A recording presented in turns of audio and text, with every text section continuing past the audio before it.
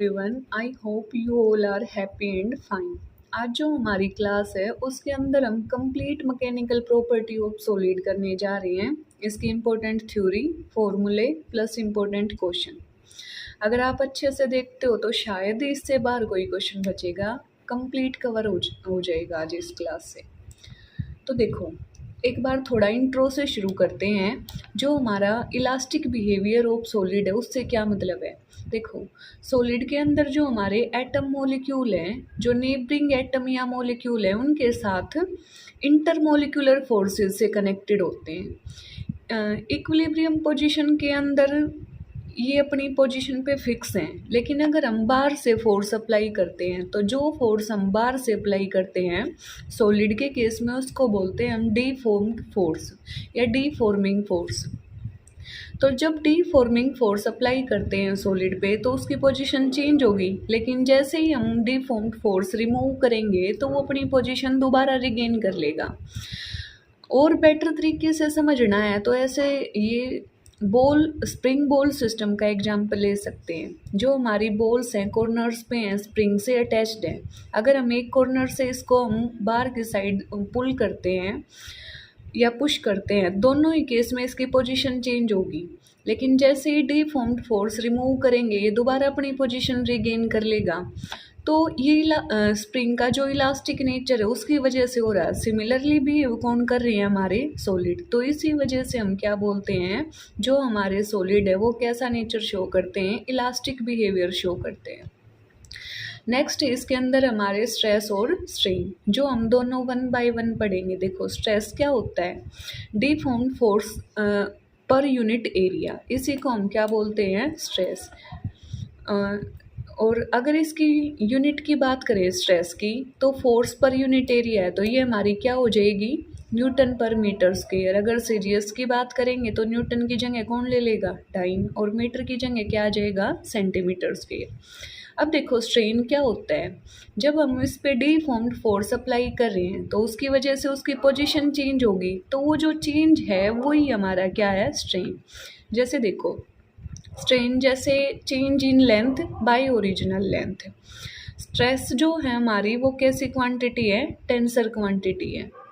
Next है, अब एक बार वन बाय वन इनको देखते हैं। स्ट्रेस कितने टाइप का होता है, स्ट्रेस हम 3 टाइप का लेके चलते हैं। सबसे पहले है हमारा नॉर्मल स्ट्रेस।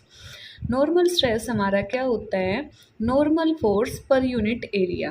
कंसीडर करा ये हमारा कंडक्टर है जिसकी लेंथ L है, सॉलिड मटेरियल है, हमने इस पे फोर्स लगाया F, तो इसकी जो कंप्रेस हुआ, कितना चेंज आया, कितना कंप्रेस हुआ, डेल L। और अगर टोटल लेंथ देखें अब इसकी तो L प्लस डेल L। ये तो देखो, टोटल जो इसी से अगर स्ट्रेन देखें तो क्या हो जाएगा, डेल L बाई L। और अगर सिंपल नॉर्मल स्ट्रेस देखें तो क्या हो जाएगा, फोर्स पर यूनिट एरिया। इतना चेंज आया है वो डिनोट किया, और ये चेंज किस वजह से आ रहा है, ये हमारा नॉर्मल फोर्स की वजह से है। नेक्स्ट है हमारा शेयरिंग स्ट्रेन, शेयरिंग स्ट्रेस या शेयरिंग टेंजेंशियल स्ट्रेस।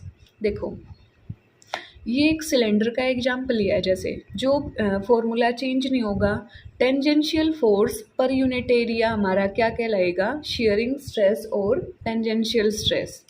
तो देखो, इस केस में जो हम फोर्स अप्लाई करते हैं वो पैरेलल होता है क्रॉस सेक्शन एरिया के। अगर हम इस केस में अगर इसका लोअर एंड फिक्स कर दें और इस पे फोर्स लगाएं तो जो शेप होगी कुछ इस तरीके की होगी। बुक वाला एग्जाम्पल भी ले सकते हैं, अगर बुक का लोअर एंड फिक्स कर दे और ऊपर से फोर्स अप्लाई करे ऊपर वाले फेस पे, तो देखो जो ये थीटा एंगल है इसको बोलते हैं हम शेयरिंग स्ट्रेन। तो देखो, यहाँ पे सिंपल हम शेयरिंग स्ट्रेस देख रहे हैं तो ये क्या हो जाएगा, tangential force per unit area. जो स्ट्रेस है हमारी मैग्नीट्यूड भी है, डायरेक्शन भी है, लेकिन स्ट्रेन कैसी क्वांटिटी है हमारी, डायमेंशनलेस क्वांटिटी है। नेक्स्ट है हमारा हाइड्रोलिक स्ट्रेस। देखो, हाइड्रोलिक स्ट्रेस के अंदर इसकी वॉल्यूम चेंज होती है, तो ये क्या हो जाएगा, hydraulic force per unit area is called hydraulic stress. देखो अगर बाहर से फोर्स अप्लाई करेंगे तो जो इसकी वॉल्यूम है कंप्रेस होगा, चेंज होगी, तो इसको बोलते हैं हम हाइड्रोलिक स्ट्रेस। तो अब देखो चेंज अगर हमें नोट करना है तो वो हम चेंज की बात किस टर्म में करते हैं, स्ट्रेन में। तो स्ट्रेन क्या है, जो हम फोर्स अप्लाई कर रहे हैं उसकी वजह से जो इसमें चेंज आ रहा है और डिवाइडेड बाय जो ओरिजिनल है उसका रेशियो है। तो देखो जैसे स्ट्रेन क्या हो जाएगा, change in shape by original shape, no unit and dimension. इसकी कोई यूनिट नहीं होती, कोई डायमेंशन नहीं, क्योंकि ऊपर नीचे सेम क्वांटिटी है। अब अगर स्ट्रेन की बात करें तो कितने टाइप की होती है, ये भी हमारी 3 टाइप की होती है। सबसे पहले है लॉन्गिट्यूडनल स्ट्रेन।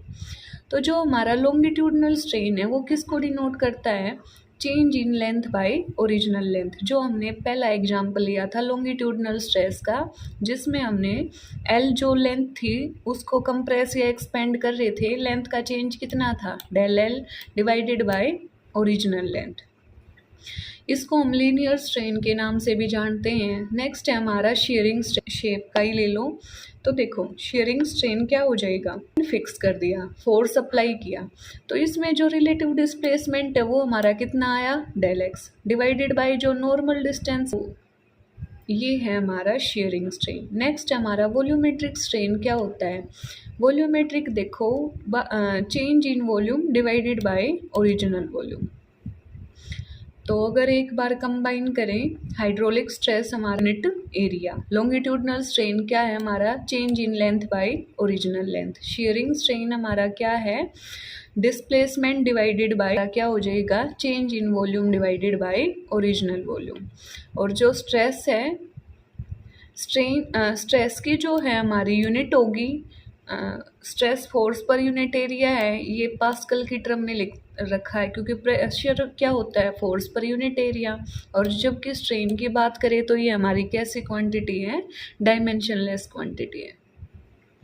नेक्स्ट है हमारा इलास्टिक मोडुलाई। देखो जो हमारा स्ट्रेस है वो डायरेक्टली प्रोपोर्शनल फॉर्मिंग फोर्स लगाएंगे, उसी की वजह से तो चेंज होगा। तो क्या बोल सकते हैं, जो हमारा स्ट्रेस है वो डायरेक्टली प्रोपोर्शनल है स्ट्रेन के, लेकिन जब हम प्रोपोर्शनलिटी का सिंबल हटाते हैं तो जो कांस्टेंट होता है उसको बोलते हैं हम मॉडुलस ऑफ इलास्टिसिटी या इलास्टिक कांस्टेंट ऑफ इलास्टिसिटी। तो देखो सबसे पहले यंग मॉडुलस, यंग मॉडुलस किसको डिनोट करता है, normal stress divided by longitudinal strain.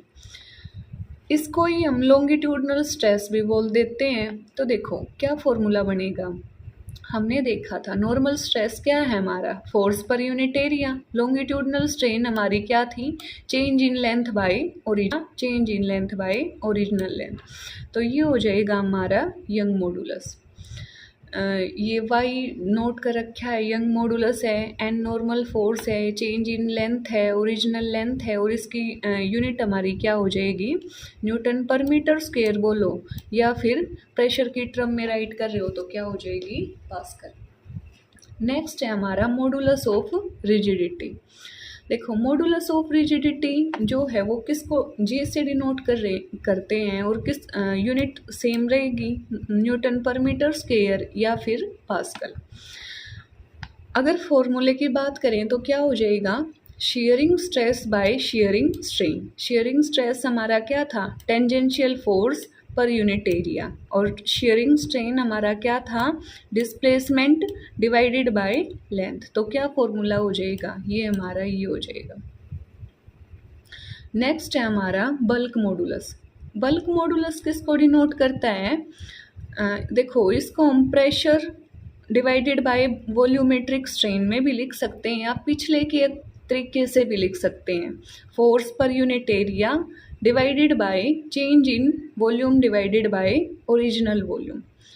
ये यहाँ पे P की जगह हम F बाई ए भी राइट कर सकते हैं, ताकि फॉर्मूले इजीली लर्न रह जाए। लेकिन इससे जो क्वेश्चन है ना वो प्रेशर की टर्म में भी पूछे जाते हैं, तो इसलिए ऐसे राइट किया है।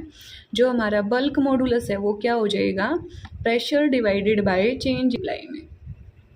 नेक्स्ट है हमारा कंप्रेसिबिलिटी। देखो बल्क मॉडुलस का जो रेसिप्रोकल है वो हमारा क्या होता है, कंप्रेसिबिलिटी। तो अगर कहीं पे निकालना हो तो इसी का हम क्या ले लेंगे, रेसिप्रोकल ले लेंगे।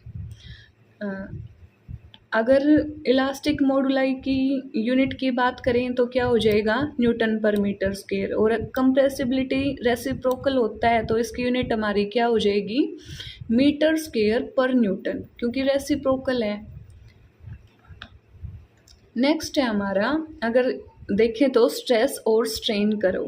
हमने जो रिलेशन बोला था, जो हमारा स्ट्रेस है वो डायरेक्टली प्रोपोर्शनल होता है स्ट्रेन के, वो किसने दिया था, हुक्स लॉ। तो कई बार डायरेक्ट पूछ लेते हैं, हुक्स लॉ क्या डिफाइन करता है, stress is directly proportional to strain. तो नेक्स्ट जो हमारे एग्जाम्पल ये आया करवली है, वो स्ट्रेस वर्सेस स्ट्रेन की करवली है। देखो, कोई भी इलास्टिक मटेरियल कंसीडर करो, अगर हम उसको स्ट्रेच करते हैं तो देखो ए पॉइंट किसको रिप्रेजेंट कर रहा है, प्रोपोर्शनल लिमिट। मतलब क्या है, जो हमारा स्ट्रेस है वो डायरेक्टली प्रोपोर्शनल है स्ट्रेन के। जैसे ही डी फॉर्मिंग फोर्स हटाएंगे ये अपनी पोजीशन दोबारा रिगेन कर लेगा। बी पॉइंट जो होता है हमारा यील्ड पॉइंट होता है। यील्ड पॉइंट का क्या मतलब है, अगर फर्दर और फोर्स अप्लाई करते हैं, डिफॉर्म्ड फोर्स, और इसको रिमूव करते हैं तो ये कुछ टाइम बाद फिर दोबारा पोजीशन रीगेन कर लेगा। लेकिन जो ये डी पॉइंट होता है इसको बोलते हैं अल्टीमेट टेंसाइल्स। अगर हमने इतना स्ट्रेस अप्लाई कर दिया तो उसकी वजह से इसमें स्ट्रेन प्रोड्यूस हो जाता है, यानी ये अपनी पोजीशन रिगेन नहीं कर पाता, और फर्दर अगर फोर्स लगाते हैं तो ई पॉइंट को बोलते हैं हम ब्रेकिंग पॉइंट। अगर फर्दर फोर्स अप्लाई करा तो जो हमारा मटेरियल है वो ब्रेक हो जाएगा। तो देखो, जो ये ओ डैश है, ये किसको रिप्रेजेंट कर रहा है, ये देखो अल्टीमेट टेंसाइल स्ट्रेंथ है, परमानेंट सेट हो जाता है हमारा मटेरियल। इसको थोड़ा और अच्छे से समझना है तो ऐसे बोल सकते हैं, जैसे हम किसी रबड़ को बार बार स्ट्रेच करते हैं, स्टार्टिंग में थोड़ा फोर्स लगाते हैं, पोजीशन रिगेन कर लेगा, फिर दोबारा स्ट्रेच करोगे तो भी रिगेन कर लेगा, ज़्यादा फोर्स लगाओगे कुछ टाइम बाद रिगेन कर लेगा। लेकिन अगर बहुत ज़्यादा फोर्स लगाओगे तो एक टाइम पे वो ब्रेक हो जाएगा। तो ये समझ सकते हो उसी की तरह फॉलो करता है। तो ये पॉइंट इसमें ध्यान रख लेना। ब्रेकिंग पॉइंट क्या है, नेक्स्ट है हमारा हुक्स लॉ। तो हुक्स लॉ जो स्ट्रेस और स्ट्रेन है उसके रिलेशन को देता है। जो हमारा स्ट्रेस है वो डायरेक्टली प्रोपोर्शनल है किसके, स्ट्रेन के। प्रोपोर्शनलिटी का सिंबल हटाएंगे तो क्या आ जाएगा, ई। और ई हमारा क्या होता है, इलास्टिसिटी कांस्टेंट। तो ई को क्या लिख सकते हैं, स्ट्रेस बाय स्ट्रेन। नेक्स्ट है हमारा इलास्टिक लिमिट। देखो, the upper limiting of the deformed force up to which the position of body regain its original shape is called elastic limit. Elastic limit वो लिमिट होती है body की, अगर वहाँ तक हम डिफॉर्मिंग फोर्स अप्लाई करते हैं तो वो अपनी पोजीशन रिगेन कर लेगा। लेकिन अगर इससे ज़्यादा फोर्स अप्लाई करते हैं तो फिर वो अपनी पोजीशन रिगेन नहीं कर पाता। स्ट्रेस भी हमारी कैसी क्वांटिटी है, टेंसर क्वांटिटी। स्ट्रेन जो है हमारी वो कैसी है, डायमेंशनलेस। नेक्स्ट है हमारा रिलेशन। ये रिलेशन इम्पोर्टेंट है, इसमें एचटेट से एक बार डायरेक्ट क्वेश्चन भी पूछा गया है। तो वाई हमारा क्या था, यंग मॉडुलस। बी हमारा क्या था, बल्क मॉडुलस। जी हमारा क्या था, मॉडुलस ऑफ रिजिडिटी। और सिग्मा हमारा क्या है, पॉइजन रेशियो। जो अगर बोल देता है इनको सीक्वेंस में ही रखेंगे, young modulus, bulk, modulus of rigidity और पॉइजन रेशियो। तो देखो, जो यंग मॉडुलस होता है वो 3 टाइम होता है बल्क मॉडुलस के, ब्रैकेट में 1 - 2 सिग्मा। अगला अगर रिलेशन देखें तो वो होता है हमारा किसके साथ में, मॉडुलस ऑफ रिजिडिटी बोलो या शेयर मॉडुलस बोलो, वो हमारा होता है 2 टाइम ऑफ जी, और इसमें 1 ऐड हो जाएगा, 1 + सिग्मा। थर्ड है हमारा पॉइजन रेशियो। अगर इसका रिलेशन देखें किसके साथ में, बी और जी के साथ में, तो वो हमारा ये होता है, इसका एक बार बना के देख लेना। और अगर कंबाइन इन तीनों का रिलेशन देखें तो ये होता है 9/3/g। ये इम्पोर्टेंट फॉर्मूले हैं, इनसे क्वेश्चन पूछा जाता है, न्यूमेरिकल भी पूछा जाता है, और साथ साथ इसी से ये डायरेक्ट फॉर्मूले भी पूछे गए एक बार। तो एक बार फिर देखो, y जो है वो 3 time of b 1 minus 2 sigma, y 2 time of g 1 plus sigma. Poisson ratio क्या है, देखो इसी से बनाया है इसको भी, 3b माइनस के 2g डिवाइडेड बाय 2, और अंदर कितना आ जाएगा 3b प्लस g। या फिर इसको थोड़ा ऐसे लिख सकते हैं, नीचे वाला क्या बन जाएगा, अगर 2 को अंदर भेजेंगे तो ये हो जाएगा 2g प्लस कितना आ जाएगा 3 2 जा 6b। अब देखो ऐसे भी याद रख सकते हो, 3 2 जा 6b, और ये यहाँ पे कितना आ जाएगा प्लस 2g, और कंबाइंड रिलेशन क्या है हमारा 9/y is equal to 1/b plus 3/g। Poisson ratio जो होता है हमारा, ये भी कैसी क्वांटिटी होता है, ये भी हमारा डायमेंशनलेस क्वांटिटी होता है। नेक्स्ट है, इससे कुछ मल्टीपल एमसीक्यू क्वेश्चन है जो कंफ्यूज कर देते हैं, लेकिन इजी क्वेश्चन होते हैं, एक बार इनको भी देख लेते हैं साथ साथ। जो according to Hooke's law of elasticity the ratio of stress to strain, Hooke's law के अकॉर्डिंग जो स्ट्रेस और स्ट्रेन का रेशियो है वो क्या होगा, डिक्रीज होगा, इंक्रीज होगा, जीरो होगा, या डिक्रीज होगा। तो देखो वो जो है हमारा रिमेन कांस्टेंट होगा, क्योंकि स्ट्रेस बाय जो स्ट्रेन का रेशियो है वो किसको रिप्रेजेंट कर रहा था, ई, और ई हमारा क्या था, इलास्टिसिटी कांस्टेंट था। नेक्स्ट है हमारा young modulus is define as the ratio of longitudinal stress to longitudinal strain. Unit पूछी है स्ट्रेस की, देखो लॉन्गिट्यूडनल स्ट्रेन तो डायमेंशनलेस है, लॉन्गिट्यूडनल स्ट्रेस की क्या हो जाएगी, न्यूटन पर मीटर स्क्वायर। नेक्स्ट है विच इलास्टिसिटी, जो सबसे ज़्यादा इलास्टिसिटी है वो किसकी होती है हमारी, वो हमारी किसकी होती है, स्टील की होती है। ए spring is made of steel and not of copper, इसका जो आंसर है वो हमारा प्रीवियस क्वेश्चन ही होगा। हम स्प्रिंग बनाने के लिए स्टील का यूज करते हैं, कॉपर का क्यों नहीं करते, क्योंकि जो हमारा स्टील होता है उसकी जो इलास्टिसिटी होती है वो मोर होती है। नेक्स्ट है हमारा यंग मॉडुलस जो है परफेक्टली इलास्टिक बॉडी के लिए कितना हो जाएगा, अगर रिलेशन देखेंगे परफेक्टली इलास्टिक बॉडी है तो उसके लिए यंग मॉडुलस हमारा कितना हो जाएगा, इनफाइनाइट हो जाएगा। नेक्स्ट है जो यंग मॉडुलस है हमारा परफेक्ट प्लास्टिक बॉडी के लिए कितना होता है हमारा, वो हमारा कितना होता है 0।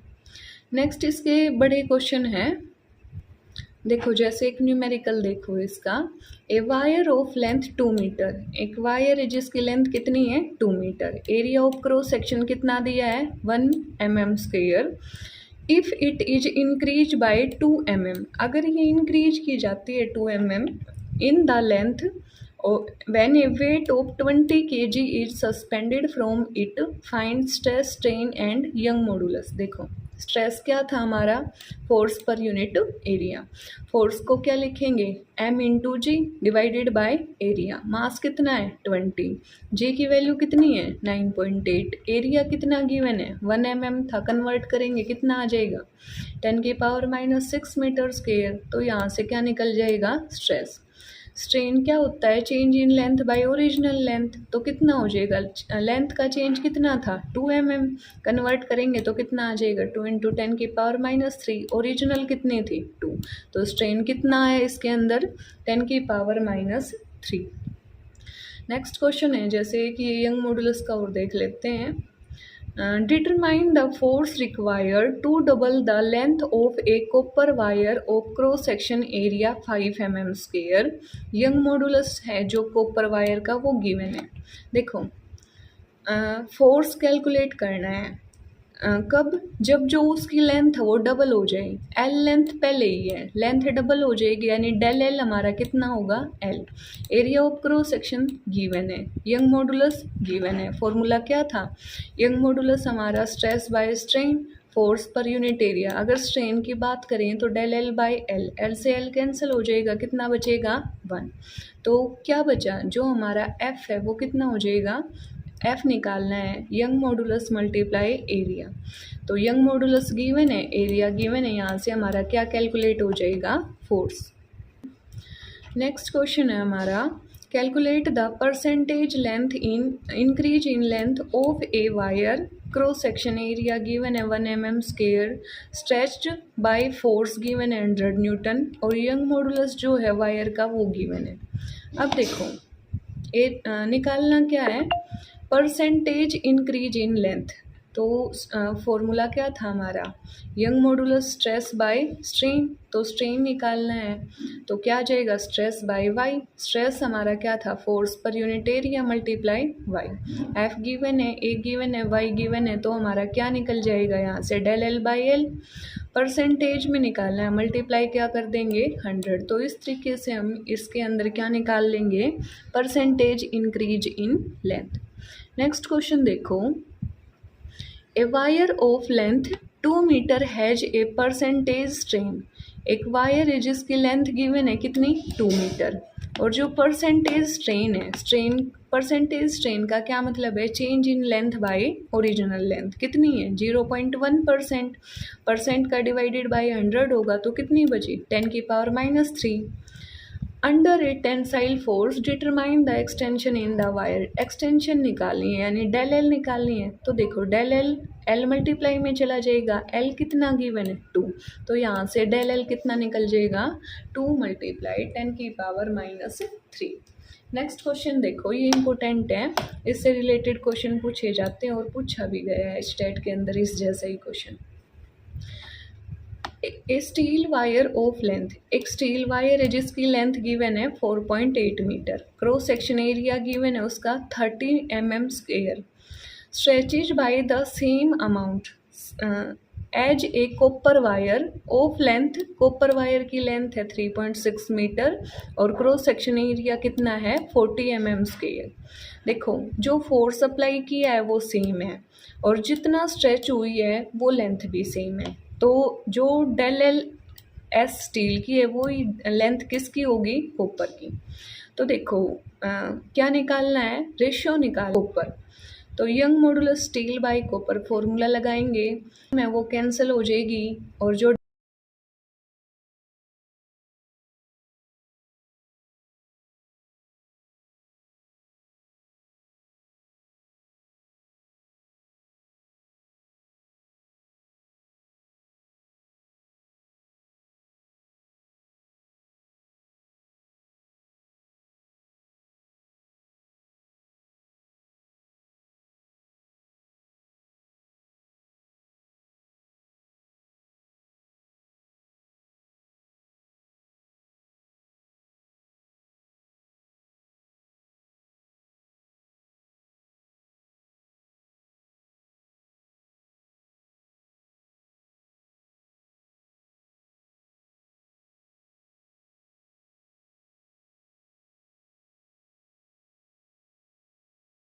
क्वेश्चन है हमारा, जो कंपोजिट वायर है उसका एरिया गिवन है कितना 2 mm स्क्वायर और कंसिस्टिंग ऑफ एक कॉपर वायर की लेंथ गिवन है, स्टील वायर की लेंथ गिवन है और जो टोटल स्ट्रेच हुआ है वो हमारा कितना है, वो है हमारा 1 mm।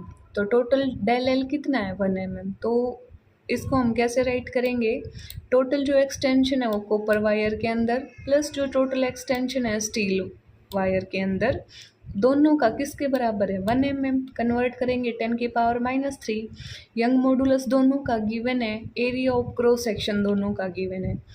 तो सेम हम यहाँ से फॉर्मूला लगा के हम टोटल एक्सटेंशन निकाल लेंगे इसके अंदर कितनी होगी। तो इम्पोर्टेंट क्वेश्चन है, एक बार इसको देख लेना।